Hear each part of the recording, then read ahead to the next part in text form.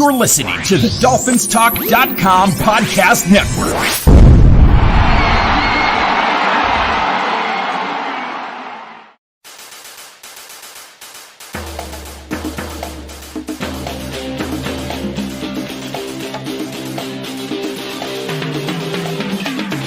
You're listening to DolphinsTalk.com daily, the most listened to daily Miami Dolphins podcast on the internet.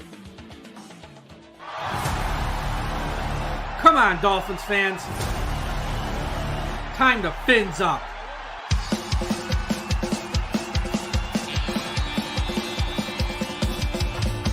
Miami's got the Dolphins, the greatest football team. We take the ball from goal to goal like no one's ever seen. We're in the air, we're on the ground, we're always in control. What do you say, Miami? Welcome to the post-game wrap-up show here at DolphinsTalk.com. I am your host, Tom Ernest. With me, as always, is Mike Oliva. Mike, it probably was the ugliest thing I've ever witnessed in regards of a win, but a win is a win, and at this point, the Miami Dolphins just has to take it and get ready for Thursday. Yeah, always great to get a win. I mean, look, they don't own their first-round pick next year. Otherwise, we all would have been sitting there today hoping for them to lose. Since they don't, you might as well win because you're not going to help yourself by losing. So, as always, this show is brought to you by BetUS.com. Everyone go to BetUS. And a big shout-out at the top to everyone watching at FinHeaven.com. Everyone go to FinHeaven, largest Miami Dolphins message board on the internet. And if you're watching on the Dolphins Talk YouTube channel, be sure to subscribe to the channel, smash that like button, and also hit the alert notification as well. And I want to give a big shout-out to Carlos Hernandez and everyone at the I Am a Miami Dolphins Fan Facebook group. This is their 10-year anniversary, and Carlos told me they are going to be having a giveaway soon. He doesn't have the date. They're going to be having a contest to give away a prize. So everyone, go to the I Am a Miami Dolphins Fan Facebook group for a soon to happen contest / giveaway to get something Miami Dolphins related. So yeah, I mean, look, they won the game. That's all that counts at this point. Yep. We'll talk about it.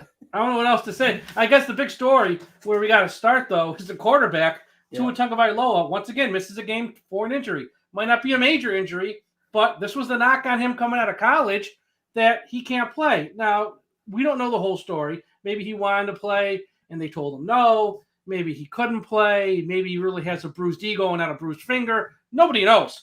But he didn't play.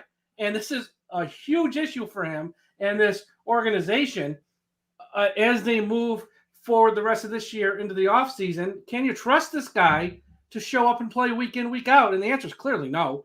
I don't care what you think of him, if you think he's great or if you think he's terrible. The one thing everyone can agree on, he's never on the field. I mean, and that's a problem. That's a big problem. So I don't know. And that's really what it comes down to with this kid. I don't know, and I've said it for weeks. I know people get all mad at me. It's just not working in Miami, and it's not his fault. But at the end of the day, it's clearly not working in Miami, and I don't know how you move forward. I mean, if it's just 1 week and he's out there on Thursday, you just go, okay, 1 week. But it's not just 1 week. It was most of the game against the Bills. It was 3 games after that. It was the game last year that he missed with the thumb versus the Jets. It was all the games he missed in college. He's never on the field consistently. And that's the big story to come out of this game. I'm sure we'll find out in the next few days if he can play Thursday or if he can't. That's so frustrating because nobody wanted to watch Houston play Miami. I think everyone's watching these last, now 8 games after today to see if this quarterback can make any strides or improvement. And in order to see that, you got to be on the damn field. True. Yeah. I don't know. Well, I guess we'll find out more of the story as we go throughout the beginning of the week of why he didn't play. I guess, there's people that were at the game saying that he was catching Jacoby Brissett passes and throwing it back to him without any issues on the sideline and didn't have anything on his finger, as we saw on camera when they panned to him on the sideline. He didn't have a brace on. He didn't have anything on. So I don't know. I really don't understand anything with this organization. Well, here's the thing. This is the thing. And if he did do this, I'll actually tip my hat to him. I don't know if it's a bruised finger or if he's just got a bruised ego right now and he goes, hey, you know what? I ain't feeling that great. I'm going to sit this one out. or if it was the other way around and he wanted to play and they told him no. If he pulled himself and said, I don't feel like going, you know what? I don't blame the kid because they've treated him like crap. Granted, I'm not his hugest fan. I understand that, but they treated him like crap for the last 8-9 months. Why should he go above and beyond for them when they clearly don't want him? As I've said for months, they don't want him. So if he did pull himself out, I'm not going to knock him because he has every right to at this point. But if it's from the front office, if it's from the staff, and he's on the sideline playing catch, then it's like, well, just play the damn kid. It's like, what the heck? You clearly don't want him anyways. We'll play him. It's like, what do you got to lose? And the reasoning that they said was that he couldn't throw he could only throw, short to intermediate throws. He couldn't throw the ball down the field. Guess what? The offense isn't predicated on him throwing the ball down the field because they don't do it. So I don't understand. He can't throw a deep ball to save his life at this point. Who cares? The other problem I have with this whole thing, if you knew he was iffy going in and you knew that maybe there's a strong chance that he was really 50-50, how do you not elevate the other quarterback? Because if Brissett got hurt in this game, which by the way, he was hit a ton, if he got hurt, guess who's coming into the game? Tua. So you may as well have just played him because the ball really didn't go down the field anyways again. It's just a mind-numbing experience for the fan base and this, the staff and in the front office. It just seems like they don't know what they're doing this year. Last year, it seemed like things were falling into place and everything has just fallen apart this year. The Miami Dolphins, they turned it over 5 times, I think? They turned it over 5 times. And Brian Flores, they won this game in spite of their head coach. Because Brian Flores, and I thought last week he was bad, he topped himself. He said, hold my beer. He coached the single worst game I've ever seen a head coach in my life. And how they won this game, only because Houston's just totally inept. The challenge call, which I'm sure we'll talk about there late in the game, when it was 3rd and 4, and they completed a 2-yard pass. So it's still 3rd and 2, or it's really only 3rd and goal either way. And from the 4 or the 2, while you're challenging this, it was the single worst call, or I should say this, was the single worst challenge I've seen a head coach ever do. It makes absolutely no sense if it's 3rd and goal to 4 or 3rd and goal to 2. It's still 3rd and goal at the end of the day. Who gives a crap? That was and he lost. He lost the challenge. So all the way around, it was a failure. That was the single worst challenge I've ever seen a coach do in this league. And I've said it for weeks, and I'll say it again. If you think that this head coach and this general manager deserves to come back next year in 2022, you need your head examined. I don't care how many games they win against Houston or the Jets or the Giants or the Panthers. They might, if they run the table against those, because those are really the only teams they have a shot to beat. What's it? They're at 2 wins now. 2 more against the Jets takes you to 4. Let's say Giants and Panthers. That gives you 6 wins. If they go 6-11, and anybody tries to tell me they made progress the second half of the year, folks, the teams they have on their schedule that they might be able to win are the dregs of the league, like Houston, who can't get out of their own way. And we still only beat them by 8. This head coach is so far in over his head. I don't know what to tell you. How they won 10 games last year, let's be honest, because of Ryan Fitzpatrick. Let's just not lie. They won 10 games because of Ryan Fitzpatrick, and that's it. This guy, it was the defense too. Yes, and the defense last year, which is taking a huge step back this year. But he is so far in over his head. He can't hire a staff on either side of the ball, it seems like, to save his life. And some of the in-game decisions, like last week when he didn't call timeout right before the half and he had the fumble in the red zone. And in this game, I don't know what the hell he was thinking. He is not cut out to be a head coach in this league. He's just not. I'm sorry. It's, like we've talked about, it's been regression across the board for this team when it comes to the coaching staff, when it comes to the players. It's just mismanagement, and it starts at the top. And, we can sit here and give a thumbs up that they won, and I'm happy that they won, because if they lost this game, nobody was safe. And I don't think anybody really is still safe. No. But, there was, you play a bad team like Houston, and for the first half of the Bills game and this game against Houston, it's nice to see like the defense of 2020 start to rear its head again. And, I'm very happy with the way that they played overall, but they got a team that absolutely destroys them every time they play coming in to South Florida. And the last time they were in South Florida was in 2019 in the Ravens, and they slacked us 59, what was it, 59-7 or 59-10 or something. And they went out and they came back against Minnesota today. So the defense has to do their job. The second part of Thursday's game is Tua has to play. I'm sorry, he has to play. I've seen enough of Jacoby Brissett. I don't want to see him touch football again this season. The offense was very inept. They had every opportunity to put this team away early, and it was turnover after turnover after turnover after turnover. And yes, a lot of it is predicated on how bad the offensive line is, but Brissett was just making poor decisions with the football, and you just can't have that against bad teams. If you keep bad teams in the game, bad teams are going to beat you, hence the Jaguars. But, hey, tip of the hat to the Jaguars, they beat the Bills. So, yeah, I mean, they're the one team in the state of Florida that can beat the Bills, it seems like. And I'll say this. You mentioned the offensive line and Jesse Davis. Well, first let's go back to let's start off with the inactives. Hunter Long, inactive again. You're 1-7 heading into this game. He's a third-round pick. What do you have? I mean, is Adam Shaheen – Smythe is probably gone at the end of this year anyways. Adam Shaheen ain't that great. You know what I mean? It's Adam Shaheen. What do you have to lose by not making Hunter Long active again? I'm not saying he's got to be out there the entire game. You can't give him 5 to 10 snaps. That's all I'm asking for. Let's see a little Let's see a little progress. And this is why you can make the case for letting go of your head coach in season, because you can put someone in to tell him play the kids. Because this guy's trying to fight for his job, which I understand, but he is not going to – it was like in year one when he kept playing Fitzpatrick after they were out of the playoffs already. Play Rosen. We know what we got in Fitzpatrick. I don't need to see Ryan Fitzpatrick at 37 years old play. Let's see Rosen play. You have nothing to lose. But he kept going to Fitzpatrick because he wanted to win those games in 2019. I get it. It's the same thing here. I don't need to see Adam Shaheen and Smythe every week. Right. Put Hunter Long in. And if you can't find 5 to 10 plays a game to use him, that's on you. And the other one, Greg Little. There's so much here to talk about. Number one, I know Greg Little stinks. I get it. But guess what? So does Jackson and Jesse Davis. They stink too. I don't need to see them get beat like a drum every week. You traded a pick for Little. He's been inactive every week this year. Why did you give? I don't care if it's a 7th-round pick, a 5th-round pick, a 6th-round pick. You gave up a pick for a guy who's never active. Explain the trade.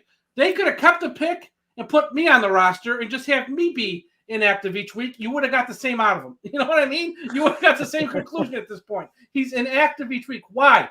Jesse Davis, God love Jesse Davis. He was a 4-year letterman and a 3-year starter at Idaho, and he graduated with a general studies degree. And I'm glad to hear he graduated because he's going to need that degree soon, because his time in the NFL is coming to a screeching halt. I don't know what he's going to do with the degree in general studies, but he's going to put it to use real soon, I'll tell you that, because this guy is abysmal week in and week out. He cannot move to save his life. He can't move his feet. Maybe he's trying to save his breath because he needs to blow up his inflatable date when he gets home after the game. I don't know. But he doesn't move on the field. He can't move. Guys run right by him. And I've never seen anything like it. I don't know if Greg Little will be worse, but let's find out. Because I don't know how he could be worse. He's still young. And, you know, the one play that keeps rewinding in my head is Jacoby Brissett going from under center and saying, I'm going shotgun. And then he decides Jesse Davis has a man lined up right across from him. And he decides to kick inside to try to help Robert Hunt when the defensive end just blows right by him and it's too late. And that was a drive that was moving very well. And it just completely falls apart because of a bonehead play to protect the quarterback. So it's the Miami Dolphins, and it's been the Dolphins for the better part of like 4 or 5 years straight with this offensive line. They just can't get it done. And speaking of the offensive line, why is Greg Mance starting after Austin Reiter has been our best offensive lineman for the past 2 weeks? Why is Mance back in there? This offensive staff doesn't know. It's ridiculous. Anything. It's ridiculous. And I know that's like a simplistic way, and people say, oh my God, you're just painting them with a broad brush. we've played 9 weeks this year. How am I wrong? They are so in over their head. I mean, they don't know what they're doing with any of these guys. Austin Jackson this week stood up at a press conference behind a podium and actually he said the move to left guard has been great. He's been playing fantastic there. I don't know what he's talking about. I don't know if he's taking one too many hits to the head. I mean, Austin Jackson, she was awful at left tackle. He's pretty bad at left guard. So if you want to call that improvement, he still stinks at the end of the day. I don't know. His offensive line across the board. Liam Eichenberg had a rough day. The only reason I cut him some slack is because they ruined this kid. They ruined this kid in the summer. Instead of just putting him in one spot and saying that's your position, they had him at left guard, they had him at left tackle, they had him at right tackle. They do this all the time because they're always worried, what if somebody gets hurt? Instead of saying, you don't have a starting unit, you better put a guy in a home and hope he can, learn the position well. They traded up 8 spots for him, and they've ruined that kid. Now, I'm not saying he'll never be good, but you ain't going to see him. The next staff, I'm sure, it's going to take to 2022 for him to get his feet under him. And whatever they do, just leave him at left tackle at this point. Let him go through the growing pains. Just don't move the kid around because you don't have a left tackle on this team, and I can't see them drafting another one in round 1. I mean, how many offensive linemen can you continuously take in rounds 1 and 2? And to buy one, good luck. It's going to cost you, one, they never hit the market. And if they do, you're paying them like you're paying a starting quarterback. Just leave Eichenberg at left tackle. But this offensive line's abysmal. Yep. Parker's back on IR. I don't even know what needs to be said there. I think people just laugh when they see this news at this point. But the offense, as bad as Houston was today, they still only scored 17 points. I mean, Miami's offense still only scored 17 points. Yeah. But I'm just glad they won. And I know. I don't want to come off right now. We're negative, shitting on it, but I know. But I'm glad they won because this team, since week 1, and some of it they brought on themselves, meaning more of the front office stuff. The players have been working hard, and they're so young. They have so many guys in years 1 and 2. I'm glad for one night they can just not have to talk about a loss. They can sort of celebrate a win because those are the guys: the Hollands, the Jones, the Waddles, the Eichenbergs, the guys in year 1s and 2s. The Phillips, the Hunts, they deserve. They need it for confidence. There ain't no confidence beating this team like this, and they were still so bad. Just let them enjoy a night with a win. And now they got a short week to play a Ravens team, probably one of the 3 best teams in the AFC. But the one thing I will say, and you can call me foolish for thinking it. We know how bad the 2019 team was, but when they got that first win, they got the monkey off their back against the Jets. They started rattling off a couple wins, and every win was ugly. This team won ugly in 2019. They won ugly in 2020. Many games they won last year was ugly. I'm not saying anything other than for the young guys on this team, like you said, the Waddles, the Eichenbergs, and all those guys, winning brings, the chemistry. It brings some camaraderie to these guys. They're playing for pride at this point. A lot of guys are playing for contracts that may not be here next year. And, the last thing that the young guys need is just continue to lose. Because a lot of those guys came from college and all they did was win. So yes, this is good for them to get a win. It's actually not good. It's great for them to get a win. And, they just got to bring some momentum. And, the performance that we had and seen today on offense, you bring that against Baltimore, they're going to beat you again 59-10. Period. End of story. Well, they're not going to beat the Ravens anyways. I mean, no, I don't think they will. But either one of these quarterbacks, if you get Jacoby, you're going to get the mistakes. If you play Tua, it's going to be dink and dunk. And, they'll have 8-9 yard. They'll have 8 or 9 play types of drives that just go nowhere and end in no point. So, you might put up some halfway decent numbers. He just doesn't score any points with Tua. So either one of those guys are not beating the Ravens. And I know the Ravens are pretty bad this year on defense, but I mean, our offense is so inept. It's not the 2019 team won games at the end because they just went with Fitzpatrick, and some of those weeks he played out of his mind. That's why they won games. This team doesn't have a Ryan Fitzpatrick type. And look, he's not even that great, Fitzpatrick, but compared to the guys we got, he's much better than either one of the guys we got. And that's just the truth. I know some people get upset. It's the truth. And that's why that team won games. This team does not have a quarterback who's going to score a lot of points week in and week out. Yeah.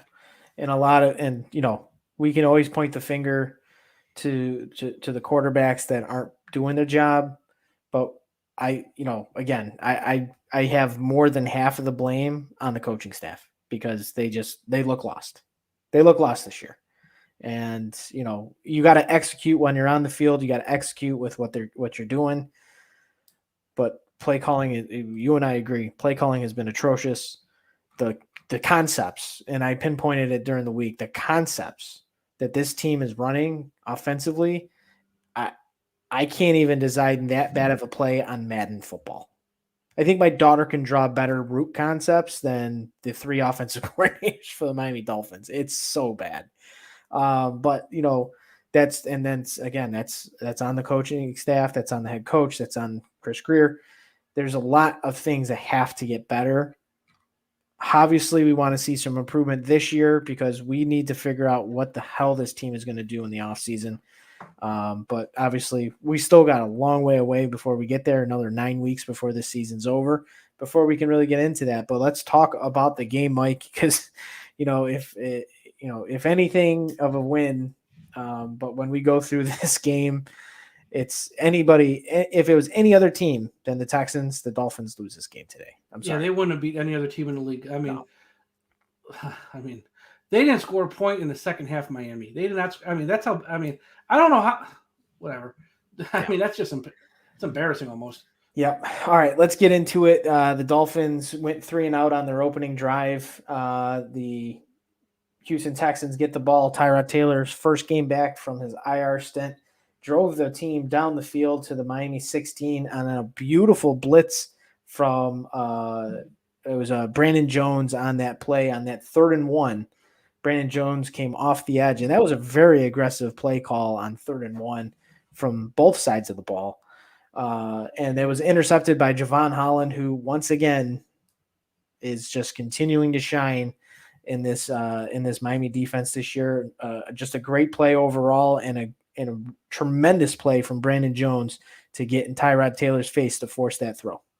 Yeah, he played very well today. And these are the guys who need to be on the field more. Like I said, these young guys, because all we're going to get out of this year in these last 8 games is who are the guys who you want to keep long-term, whether it's with this general manager and staff or the next one. Who are your guys? Who are you going to be your foundation pieces? I'm not there yet with Holland being a foundation piece, but he's a piece, obviously, you want to keep in your secondary, and to get him as many reps and as many looks at safety as possible is needed because he is someone who they took very high in round 2. And he's played well this year. I think some people are saying he's playing great. I don't know if he's playing great, but he's played well. And he played another solid game today with this interception helped as well. Absolutely. So the Dolphins get the ball from their 20-yard line and march 12 plays, 80 yards. It took 6 minutes and 3 seconds. Overall, this was a nice drive by the Miami Dolphins.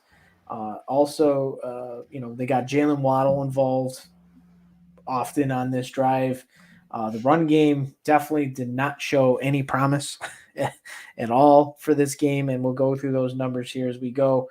But, Jalen Waddle got involved. They found a soft spot in the zone. Waddle made him pay. And the drive ended in a Wildcat 6-yard touchdown run from Myles Gaskin. Bring me back to 2008, baby. That Wildcat finally worked in the red zone.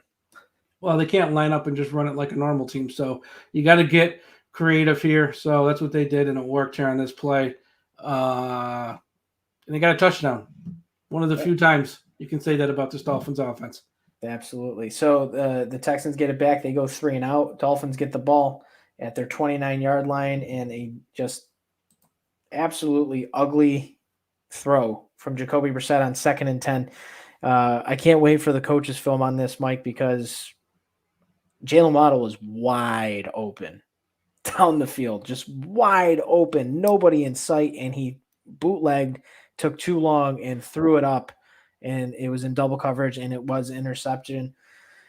just a terrible decision from Jacoby Brissett. He did this in the Tampa Bay game when Jalen Waddle was just flying down the field wide open. No, I'm sorry, it was the Colts game, flying wide open down the middle of the field and just didn't see him, didn't throw it to him. And just another mistake that could have cost the Dolphins. But it didn't, because the Texans punted after 6 plays, 7 yards. Yeah, I said it. 6 plays, 7 yards. Dolphins get the ball from their 17-yard line, and on their 27-yard line, Myles Gaskin fought for additional yards, got the ball punched out by former Miami Dolphin Kamir Grugier-Hill, and the Texans recovered and kick a field goal on a 7-play, 20-yard drive, and the score is 7-3. I want everyone to just look at me and just say, Tom, you were right. The Dolphins need a running back, and they need one bad. Like, I want you. I want two. They don't need one. They need two. But they need that bell cow guy you can give the ball to 20 times a game and just get the job done.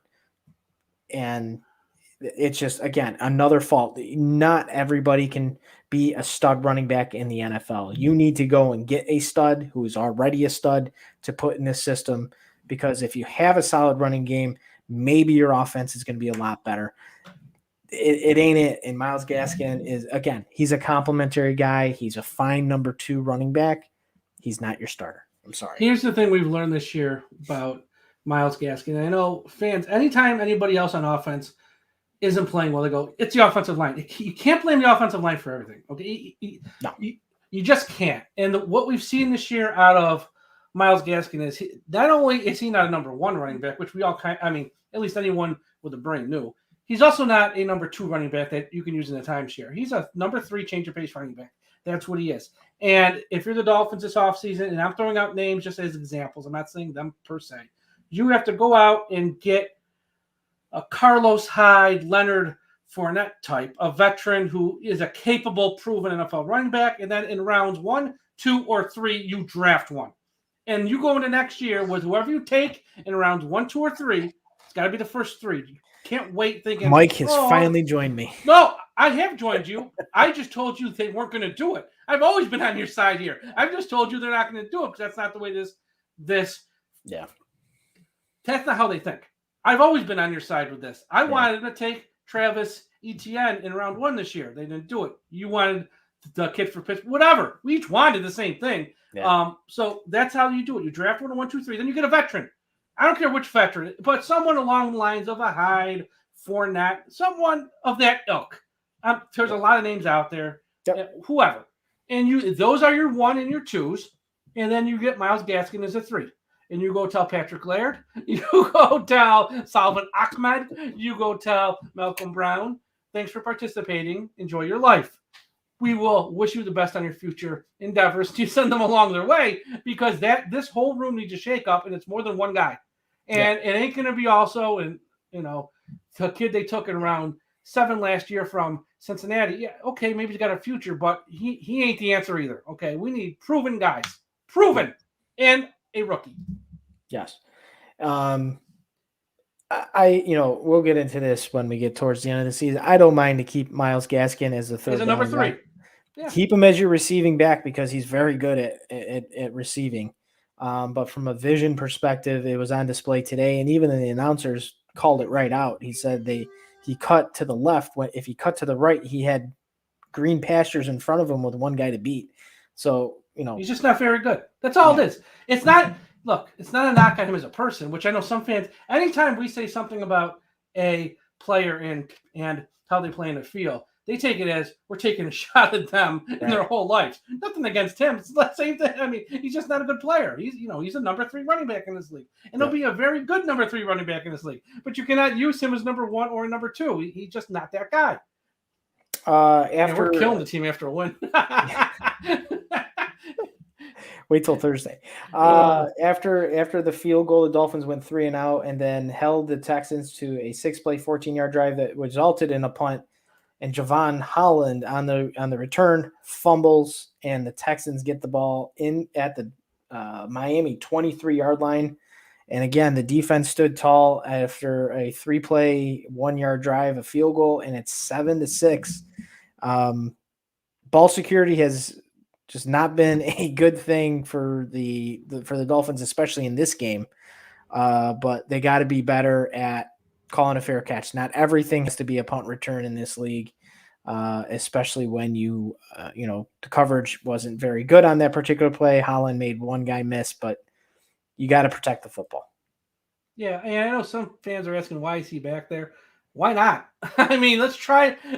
I know Waddle can return punts at a high level. We know that. The team's 1-7. The season's over, folks. Holland, when he was at Oregon, was also a very good punt returner. Maybe not as good as Waddle, but you can't put everything on his plate, Waddle. He's already returning the kickoffs, and he's pretty much your number one wide receiver at this point because everyone else is hurt. So you can't have him do everything. So Holland was a high-level punt returner at Oregon. Let's see what he's got. Maybe he can sort of be great in that role. You know, he had a fumble here, not the end of the world, but yeah, he's got to protect the ball better. Absolutely. So the field goal made it 7-6. The Dolphins go 10 plays, 51 yards, get themselves a field goal. The drive stalled out at the Houston 24-yard line. Overall, again, it was the Jalen Waddle show on this drive. Complete the Waddle for 12, complete the Waddle for 10. Mike Gesicki got involved. Couple defensive penalties kept the drive alive, and Jason Sanders makes a 42-yard field goal to make it 10-6. The Texans get the ball back and proceed. Tyrod Taylor again blitzed on 2nd and 18, and the pass.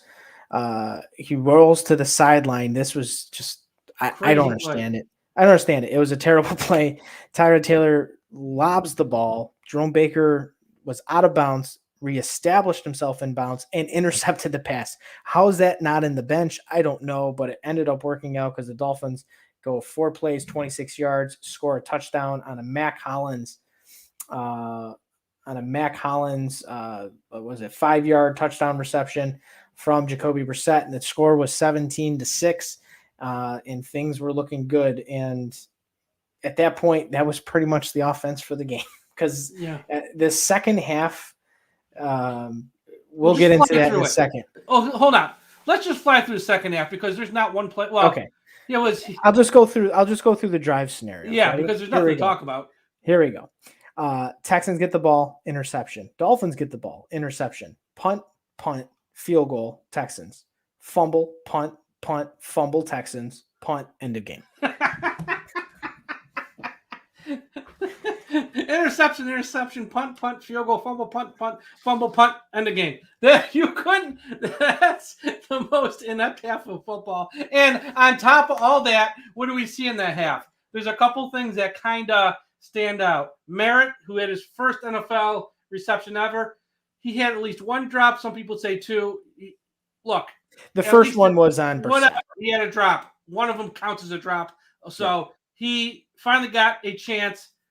He was all right. I've never got the hype around the kid. I mean, he was fine. The other thing, like I said at the top of the show, Brian Flores.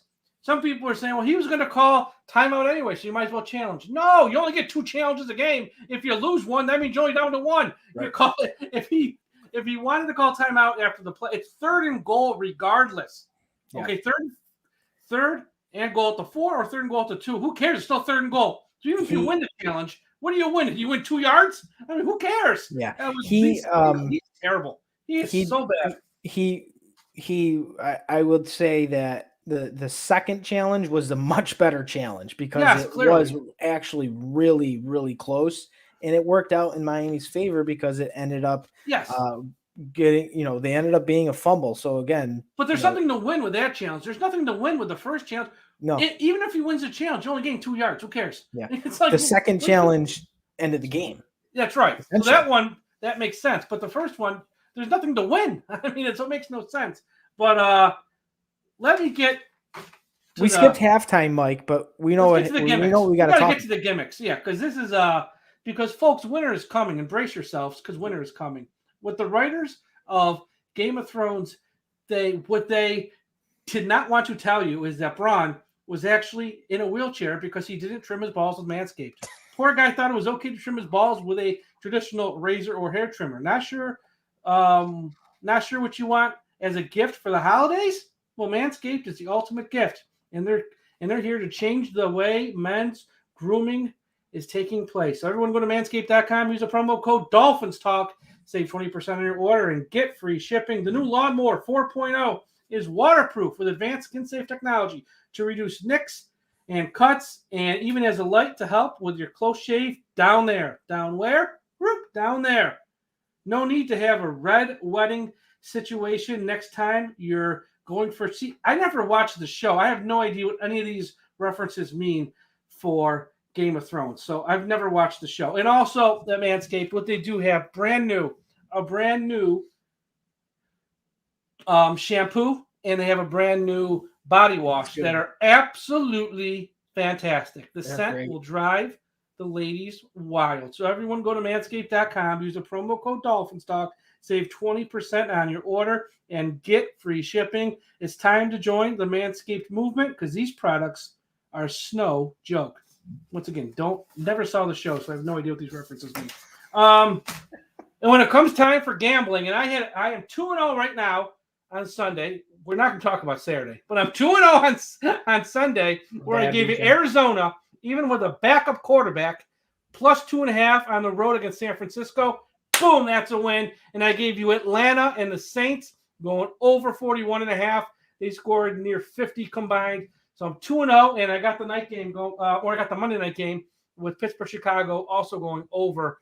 I think it was like 39. It was a real low number. So 2-0 on Sunday. And for all of your sports betting needs, go to betus.com. Promo code Dolphins Talk, 125% sign-on bonus. They have your NBA, NHL, UFC, boxing, PGA, college football, and, of course, the NFL bets for you to place. That is betus.com. They have loads of bonuses. Join now or call 800-69-BET-US. That's 800-MY-BET-US. 125% sign-up bonus by using the promo code Dolphins Talk.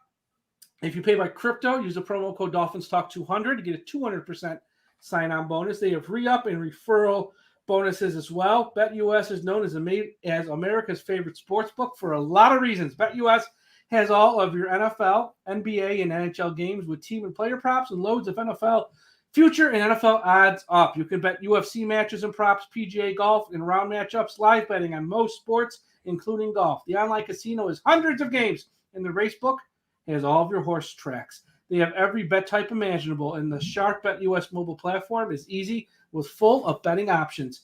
Follow my lead to get your phone, online, social, sports betting partner with integrity and longevity like I did. BetUS. You bet, you win, you get paid. My weekend sucked. Well, you had we lost on Ohio State. Yeah, I didn't win a game this weekend, man. You lost on Miami because they only won by 3, not 10. And you lost on the over-under with Liberty, right? Yep. So, and then on Sunday, you had, who'd you have? I totally forgot. I had Philly plus 2.5. Lost there. Yep. I had over 46 for that shitty game that we had today. Lost there. And then I had the Bengals minus 2.5. So, okay, so what Tom did, okay, now everyone's probably saying, oh my God, Tom, you're 0-6. If you go 0-6, in my eyes, that's just as good as going 6-0 because that means you just have to think Tom's an idiot. I'm perfectly and I just imperfect. have to bet the other way, and you would have just cleaned house. So You're welcome. Yeah, exactly. You're welcome. Yeah, I think we all had a rough Saturday. Here's the deal with the college games right now. They're getting a little bit tougher to pick because some of these teams are coming back to earth. Cincinnati's come back to earth. Ohio State has. They have headed back to earth a little bit. Michigan State got blown out yesterday, but overall, they're not the same team that they were in September. A lot of these teams are starting to slide back to the pack a little bit, which makes picking these games a little bit tougher. I'm probably never going to bet an AAC game again. I'm all done with American. You had 2 of them. I had 2 of them. I lost there. Screw them. But yeah, it's becoming tougher to find college games that are because it was easy.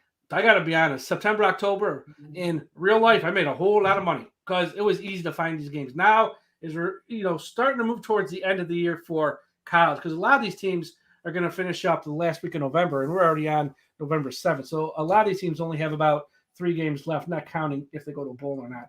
So, if you get a school like Pittsburgh or a school like Syracuse, they only got 3 games left and that's it. So it's each team kind of is who they is, and it's tough to find it crazy odds in a game. But yeah, it was a rough weekend. But hey, don't listen to us even if you want to bet on your own. Maybe you're smarter than us. Bet on your own and go to Bet US. Absolutely. All right, Mike. It's our favorite. I got some questions for you. Hold on. Yeah, let's go. First, before you get to that, 2 questions. When the Miami Dolphins do their end of year awards, is it safe to say Waddle will be the sort of Rookie of the Year award? I forget what they call it. Who else is going to get Rookie of the Year? Javon Holland. No way. It's Waddle. He's going to end up with like between 80 and 90 receptions. There's no way Holland's going to. So here's my question. If Waddle is Rookie of the Year, will he also win Team MVP? Because who else are you going to give it to? Agba. He could. Wilkins. I think both. I mean, both those guys on. Agba's got a better chance than Wilkins. I don't think you're going to do Agba. Wilkins has done a lot of the dirty work, and he leads the NFL in defensive run stops. So, I mean, he's been in year 3.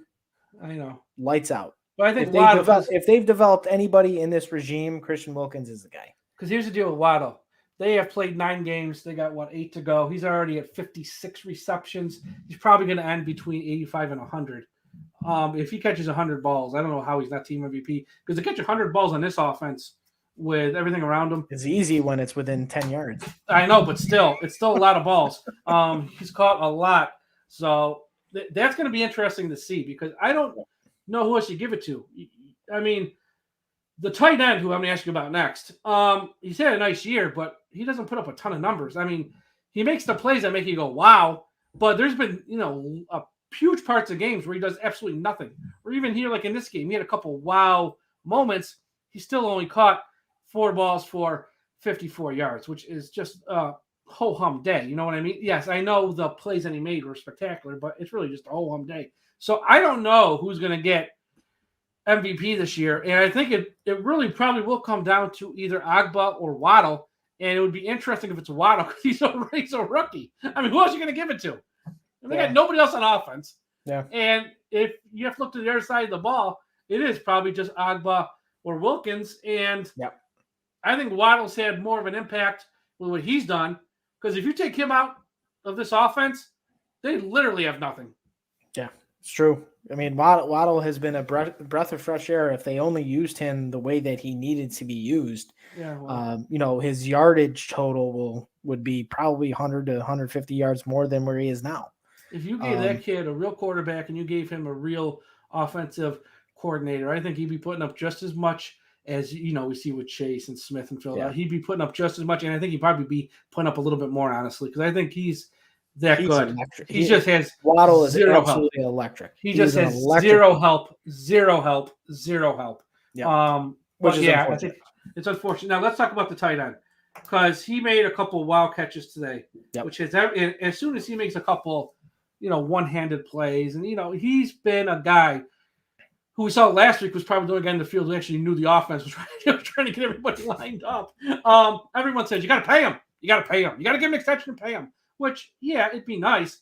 But I think what fans are forgetting is Mike Gesicki wants to get paid. He wants to get paid a lot.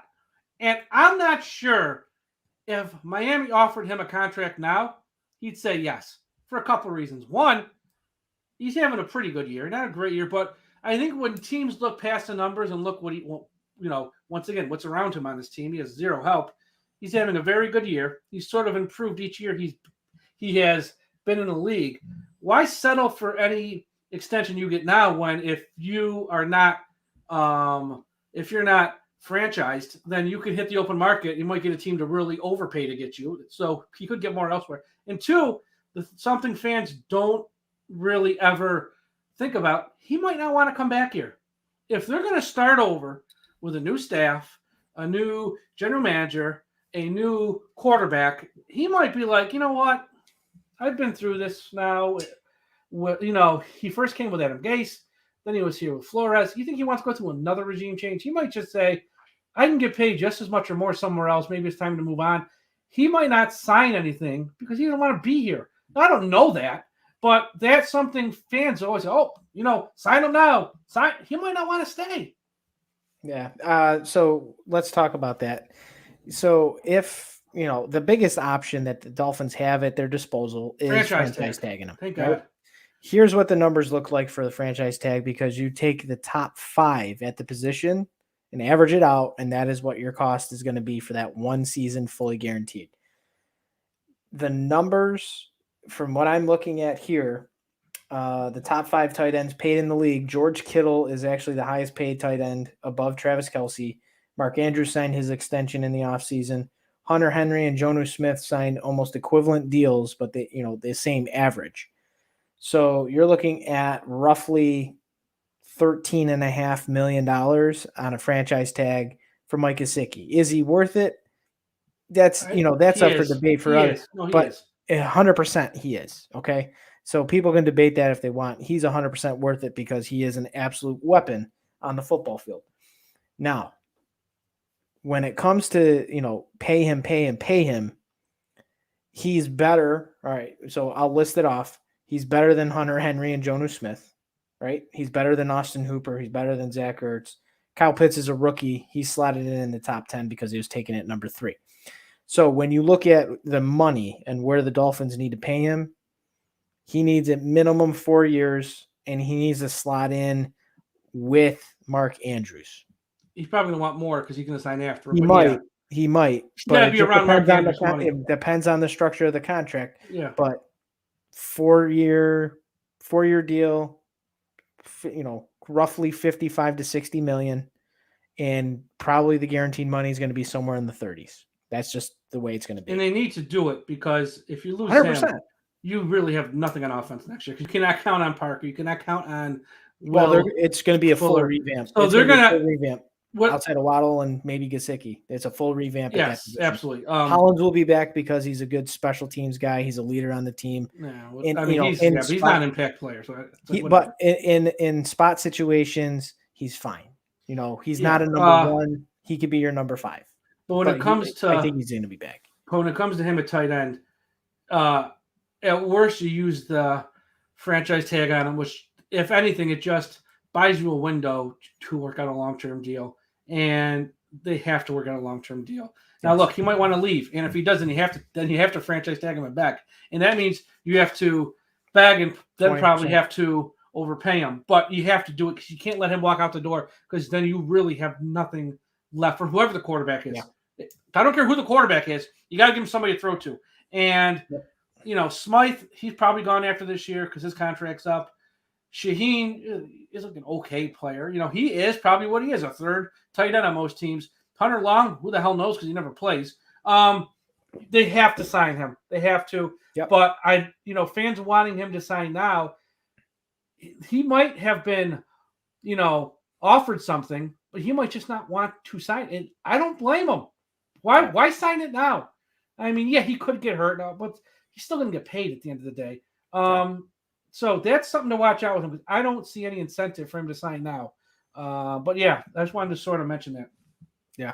No, I'm with you. I think 99.9% of Dolphins fans want Mike Gesicki back, and he deserves to be back because he is, he's a guy that makes, like you said, he makes those wow plays. He's there every single week. He's consistent. He doesn't drop a lot. What we saw out of him last year is what you can get out of him if he has a quality quarterback. Yeah. Yeah, based on his current stats, he's going to get near.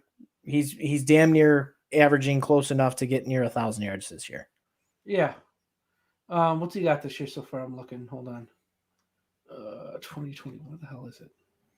ESPN site sucks. Regular season, 40 receptions, 475, 2 touchdowns. Yeah. He'll get 900 yards for 1,000. He's going to get 70, 75 catches. And he'll probably drop my water again. And he'll probably catch 4 or 5 touchdowns. Yeah, I mean, last year was the big year. 2019 was the big year.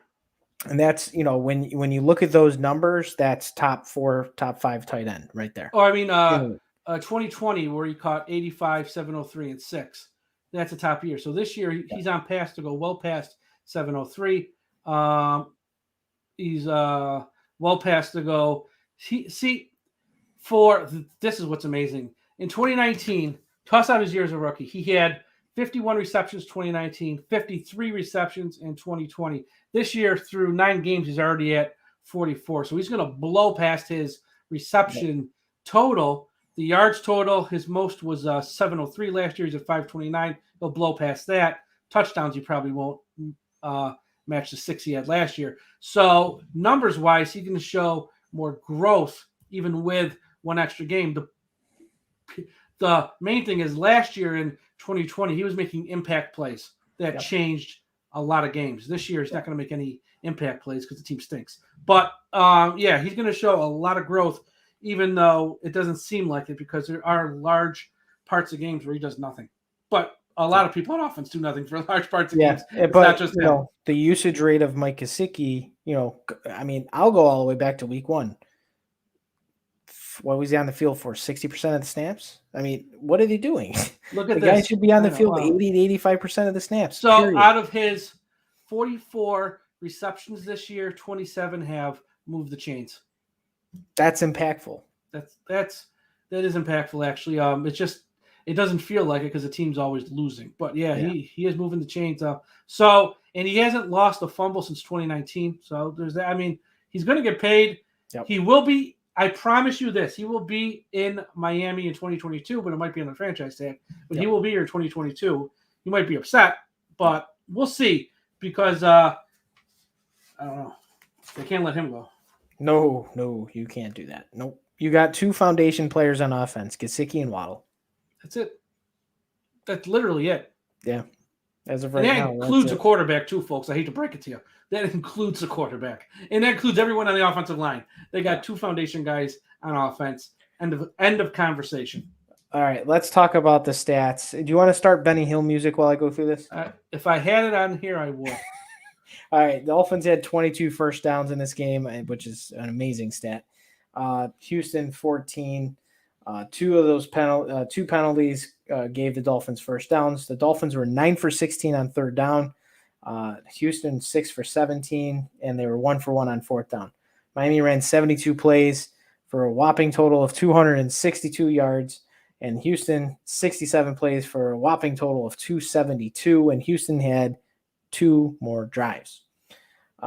Houston averaged 4.1 yards per play. Dolphins 3.6. That's when the Benny Hill music would start.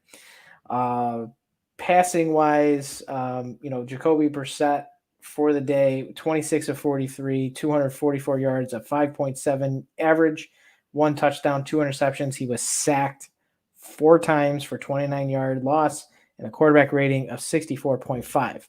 Do you want to know how good the Dolphins defense was against this Houston team today? Tyrod Taylor, 24 of 43, 240 yards, 5.6 per attempt, 3 interceptions, sacked 5 times, a quarterback rating of 42.8. So overall, again, good job by the Dolphins defense to make Tyrod Taylor's life hell, because usually it was Tyrod Taylor making life hell for the Dolphins. Rushing totals, Houston 18 carries for 73 at 4.1. Miami Dolphins 25 rushing attempts. Hey, they tried. Got to give them A for effort. 47 yards, and that's including a 7-yard run by Jacoby Brissett. That was a 1.9 average. Red zone attempts. This is always your favorite stat. The Texans were 0 for 4 in the red zone. I don't know how it's possible. 0 for 4. The Dolphins were 2 for 2 in the red zone. That's your difference, right? That's the difference right there. It's your ball game. This is probably the best this number has been since last year. The Texans had 8 penalties for 60 yards. The Dolphins, 2 penalties for 13 yards. That is the team that I remember from the previous 2 years when it came to discipline on the field. So kudos there. Total of 5 turnovers from the Miami Dolphins in this game, 3 fumbles that were lost, 2 interceptions thrown. The Texans had 4 turnovers, 1 fumble lost, 3 interceptions thrown. By God, it was almost a double-digit turnover game in combination. Possession, Miami 31-44, Houston 28-16. Mike, who gets your game ball? I'm going to go Emmanuel Agba. He had 2.5 sacks, 1 pass breakup, 3 quarterback hits. I thought Houston was just inept on offense, but a big part of it was because of Agba. So I'm going to give it to him. Yep. I'm gonna give it to Jalen Waddle. 8 catches, 83 yards, 10.4 average, and like you said, and like many have really thought too, he's right now being used like Jarvis Landry. Jarvis Landry always said, "What? I want to be used more down the middle of the field. I want to be used more out, beyond 10 yards." Waddle's doing what he's being asked, and there's nothing more that we could ask of him because he's doing everything very well. He had 10 total targets his way, he caught 8 of them, and he had a long of 17. So tip of the hat, I think Jalen Waddle is going to be an absolute stud. If they can get things moving in the right direction with this offense, I think they can finally utilize his talents, but it may not be this year. So yeah, here's a couple things here as we wrap up the wrap-up show. Tom, what are your thoughts on OBJ? You want him signed or no? No, he's pretty much going to be somewhere else. And I think the way that the Browns structured that contract on his buyout is the team would be on the hook for $7.5 million if he gets through waivers. He ain't getting through waivers. Someone's going to claim him. I wouldn't doubt it. And honestly, I think the Dolphins could use him, but I don't think it's the right situation. Nor is this team going to be in any sort of contention. So yeah, I put out this tweet. I think it was on Friday, maybe it was on Thursday.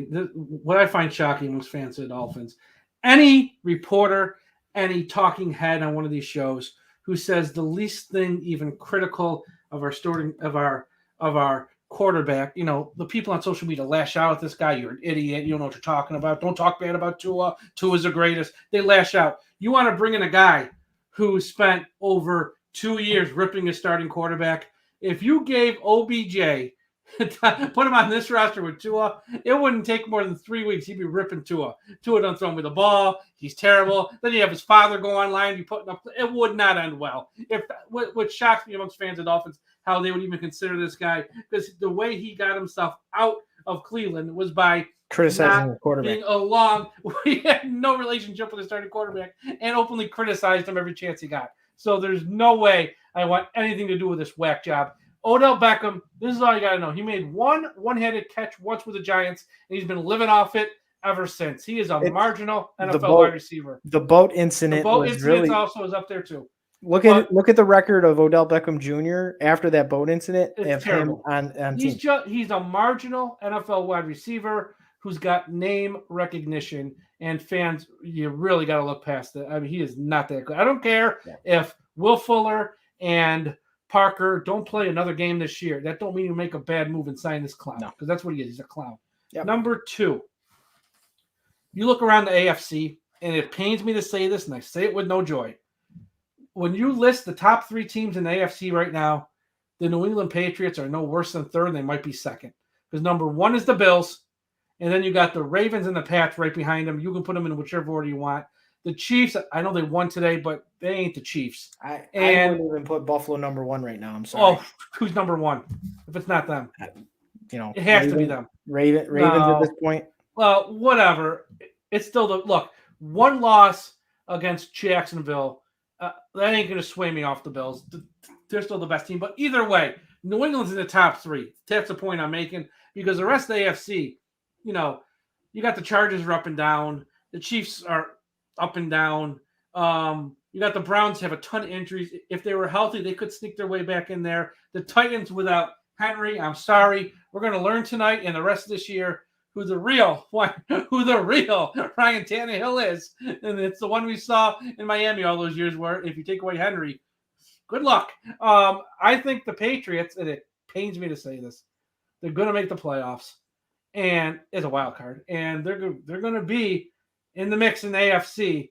And I still don't have faith in Mac Jones, but the rest of the AFC stinks. I mean, they're going to be right there. Can you imagine, think about this. Patriots, the Dolphins lost those 2 games to Jacksonville and Atlanta. Yeah. If you flip those to victories, the Dolphins One game are out of in the first mix. place. They're in the One game out of mix. first place. They would be Jacksonville and Atlanta. They'd be one game out of first place. Because the Bills have 5 wins, they'd have 4. Yeah. But they didn't. They lost them. But here's the thing. Can you imagine if the Patriots snuck their way to the AFC and faced Tom Brady in the Super Bowl? Oh, that'd be poetic justice, but we saw what Tom Brady is But likely would to do. We'll see. I mean, well, it's not going to happen. But they're going to be in the mix in the AFC. The Patriots. I'm telling you right now, because the Jets stink, Miami stinks, and they're going to win enough games. They're at 5 wins. They probably only got to get to 9 to get into a wild card spot with all, Pittsburgh's a mess. Cincinnati's fallen off the tracks. They're a mess. The Browns are really hurt, even though they won today. They're going to be up and down. Chargers are going to be up and down. Raiders are a mess. Watch out maybe for the Broncos. They could get hot here. But I think the Patriots are going to be in the thick of it in the AFC. Next thing, and I'm going to do this because I'm a nice guy, and it's been a miserable year for the Dolphins. I'm going to run, and we ran a ton of them last year. We're going to have a game or a little contest where I give away a prize. It's not going to be, anything out. It's a nice prize I'm going to give away. And I have it on the website Sunday night.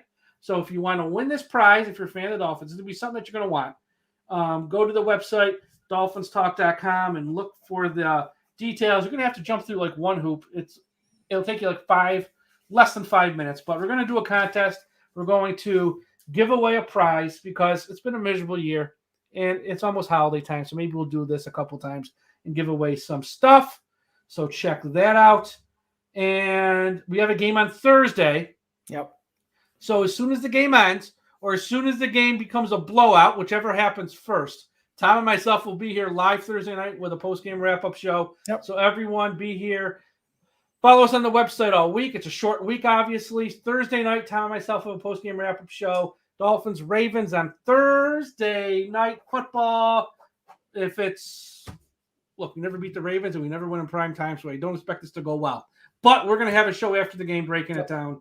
Last question, Tom. What you have to eat today? Because we haven't spoken about this in weeks. What you have to eat? Well, I had a Cajun cavapati pasta with some jalapenos, a little bit of chicken. It was just a typical Sunday. I'm waiting for the moment that you and Josh make the trip because I got the bolognese ready to go, buddy. I'm just waiting for you guys to come over so we can all sit down and have a nice Sunday dinner. Yeah, I know. We'll make it happen one of these weeks. There's a lot going on. I think everyone does. Everyone's got a lot going on. But one of these weeks. At the end of it all, Dolphins got to win. That's most important thing. Dolphins got to win. You can go in. It's Victory Monday. Go put on some Dolphin socks, a tie, a shirt, whatever. Go enjoy it because it's been a long season and we haven't had many of these opportunities. Actually, and San Francisco lost. As I told you on our pick segment, San Francisco lost. This is going to boost there's a happy ending here. See, the pick that we're going to send Philadelphia will be higher. It might be like 3 or 4, whatever. But the pick we're getting from San Fran ain't going to be far behind. Because San Fran's not any good. San Fran doesn't have a quarterback either. So I think maybe we're picking somewhere 8, 9, or 10. So it's not going to be, look, it sucks. I obviously want to pick higher. But we're not going to be picking that far behind, I'm telling you, because San Francisco is a dreadful team, and they also have a dreadful offense. They lost at home to Colt McCoy with Arizona, who had no Hopkins and no A.J. Green. And they lost Chase Edmonds at the beginning. They lost Chase Edmonds at the start of the game. So Arizona, with their second team, beat San Francisco on the road, which is all you got to know about San Francisco this year. They're not any good because I bet them under 10 for the year. What's their record? And then we'll end the show. Now I'm just doing this for my own personal. San Fran's 3-5. They're at spot 11 right now. 3-5. Well, I don't care about that. I just care about my bet because I got them under 10 wins this year. And at 3-5, I'm looking damn good. Who they got left? Hold on. I'm going to see. I bet them 3 different times because every time I saw a number, I would place a bet. Then I go, I got to bet them again. I got to bet them. Okay, so you play Rams. That's a loss. At Jacksonville, probably a loss. Although, who knows with Jacksonville. Vikings, that's a loss. So say I give them Jacksonville. At the Seahawks, if they got Wilson back, that's a loss. At the Bengals, it's probably a loss. Falcons at home, so let's say it's a win. Titans on the road, they got Houston, that's a win. And Rams, so they're 3. I'll give them 3 more wins of 6. That they ain't winning. There's no way out of their last 1, 2, 3, 4, 5, 6, 7. They got to win 7 out of their next 8 for me to lose that bet, and that ain't happening. Nope. That's easy money right there. Well, the other thing too, and I got my fingers crossed with this one. If the 49ers continue to struggle, maybe they do get rid of Kyle Shanahan. I'd rather have him as offensive coordinator, to be honest. I'll take him as a head coach. Not his fault the team stinks. Yeah. I'll take him as a head coach. Seriously. Yeah. That's the type of guy I want. I would take him as a head coach, and because he'll get another shot at being a head coach. He went to a 100%. Super Bowl, and he should have won that game. There were one pass, which was off the guy's fingertips, away from winning that game versus the Chiefs. Yep. In Miami, no less. Yep. So I would take Shanahan in a heartbeat as our next head coach, because I don't think they'll get rid of him, though. Because, once again, you're asking a new head coach to come in where they have, no picks. So that's a tough spot to sell someone on. And you only take Lance if you want someone like him to work with him. So I don't think they'll let him go. But if they ever did, he can come here as our next head coach. Yeah, I'd be fine with that. So like Mike said, go to the website every single day for all the latest Miami Dolphins news and information. Be sure to follow us on social media. I'm at Dolphins Talk Tom, and Mike is at Dolphins Talk. We're going to have shows. I'll have a show tomorrow kind of breaking down a little bit more of this game, seeing, I'll watch some of the film and see what, if anything, was really that good outside of Waddle and Gesicki and the defense. I think it was, again, a great performance by the defense, a good sign that, they were able to do the things that made them successful last year. Granted, it was against a bad team, but they got to bring all of it Thursday night against the Ravens. Thank you all for watching and listening if you're listening on Monday, and we will talk to you again after a while.